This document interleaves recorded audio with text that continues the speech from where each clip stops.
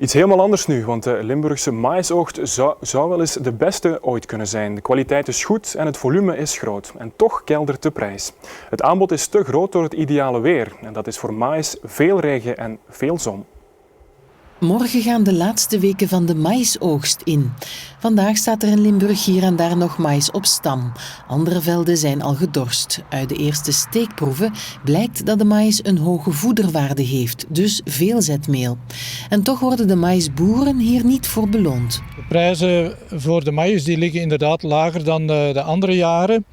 En dan kunnen wij ramen op ongeveer 30%. Dat is een beetje contradictorisch. Wij hebben een heel goed productiejaar, dus een plantaardig goed productiejaar.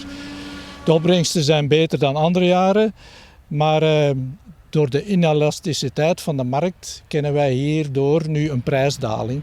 De vraag naar maïs is stabiel en het aanbod ligt dit jaar 15% hoger. In de vraag zijn er eigenlijk 3 markten. Enerzijds is dat de grootste markt, dat is voor de ruwvoederwinning, voor rundvee. Ten tweede is dat de graanproductie. Dat gaat naar de veevoederbedrijven. Daar wordt varkensvoer en kippenvoer van gemaakt. En dan de derde afnemer, dat zijn de biogasbedrijven. Biomassa-centrales zetten maïs om in groene elektriciteit. Zit er dan voor een akkerbouwteler niet meer toekomst in het beleveren van biomassa-centrales?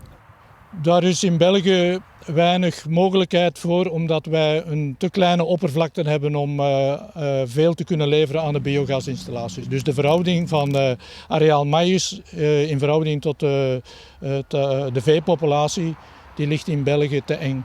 Het binnenhalen van de maïs duurt nog een tweetal weken.